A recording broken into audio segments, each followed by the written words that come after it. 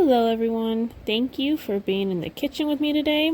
Tonight for dinner we are making chicken cordon bleu, family style. I will show you how I do that for my people. So each of the breasts I took and I cut them pretty much into thirds because I like having smaller pieces for my little people and bigger pieces for my big people. And any of the scraps will go into the dog jar. And I cut them thin like this so they'll cook evenly, and let me show you how I roll them instead of stuff them. So this is leftover ham, and we like to use a honey baked ham copycat recipe, and we like the sweet ham in our cordon bleu. Now you will see me salt and pepper these, and Swiss cheese and leftover ham. That's all it takes.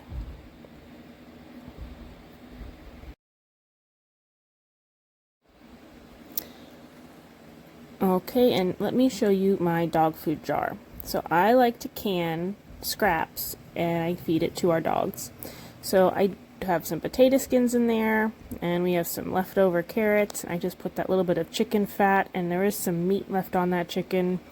A lot of times I'll do chicken skin. Now you can't just do fat because they just don't need that much oil, but as long as you leave a little bit of meat on there. I will also put in my dog food jars if I make broth. So I'll make broth and then I'll crush the bones and I'll make second broth. I use second broth for making like rice and things like that. Just add a little more nutrition. And then those crushed bones I will put in the dog food jar. And all of that gets pressure canned for 90 minutes, which is a really long time for pressure canning. It's what you would pressure can meat or broth at. And it all gets cooked, and they like it as kind of a supplement, a little add-on for their kibble. That way, I always feel like when I feed my dogs kibble, they're just eating the same dry cracker all the time. But even my mom's dog, who gets to eat raw dog food, she even loves the canned supplement food. So we always save our scraps to help extend the dog food. We do compost, but we do a lot of hot compost, and that is a whole thing for another time, another conversation. So here's our honey ham, our honey baked ham, and we will just put a piece on each. Now most of my people do not like the fat of the ham, and you'll see me, I'm going to cut that off of almost every piece. I personally like the fat of the ham. I think it has a lot of the flavor, but they absolutely cannot stand it. So I do for my people, and that's just what we do. But I will not put that in the dog food bin because this honey ham copycat recipe that we do, which I'll show you on another video, maybe closer to Easter or something, it has quite a bit of sugar in it, and the dogs just don't need that much sugar. That's not good for them. Probably not great for us either, but either way, it's delicious. Now what I just showed there was my stale bread, my dried bread, whatever you want to call it. I take my bread ends and I will put them in the dehydrator, especially if I notice like it's not getting finished, or just like that first cut of like the bread loaf that nobody ever wants to eat in my house. I will put them in the dehydrator, chunk it into pieces, and put it in this jar. This is what I make stuffing out of, croutons out of, and breadcrumbs. And it pretty much is just good with a loose lid. I have used a lid completely tightened on there before, and if there is even the teensiest little bit of moisture, you'll just mold the whole jar very, very quickly. So I do put it in the dehydrator, but still, I just always use a loose lid now. We'll season our breadcrumbs with a little bit of onion powder. And this is you can just use a food processor. And my garlic powder.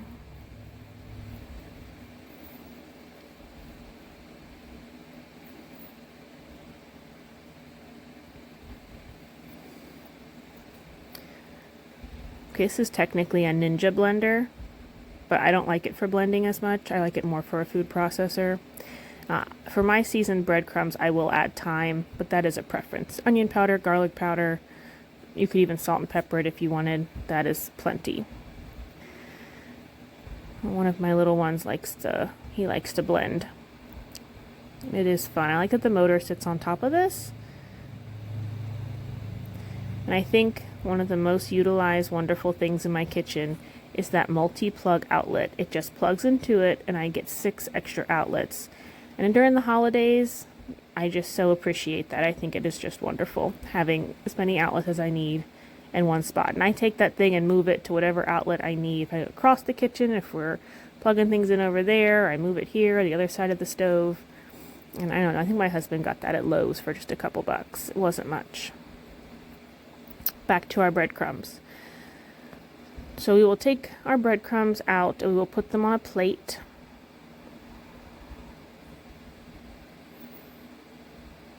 And they are a nice fine texture. So they're right in between, I think it's more like a panko texture. Like they are a little bit bigger, but that is what our family prefers. We don't like the super fine dusty breadcrumbs. You can see it's more like a panko consistency. It's a little bigger of a breadcrumb, but I like that because it gets them nice and crispy. Okay, now you want to make sure that you put a lot of oil down. Now this is a stoneware pan and it is my favorite, but if you have a regular pan or if you need to line your pan with something, still make sure you put a lot of oil. That's just going to help the chicken crisp up nicely. Now for my chicken cordon bleu, instead of butterflying a breast and stuffing it, I slice them thin and I roll them like a little sandwich. Now push it into the breadcrumbs.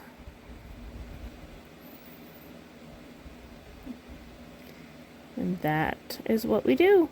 I will line this pan up with all of them. Now sometimes the breasts are long enough that you can actually roll them, and sometimes they're too short and you can just fold them like a sandwich. Either way, they are cut thin enough that that chicken will cook through. I did notice when I was doing this with this thick cut ham, which is like a spiral cut, the ham was kind of making it pop open.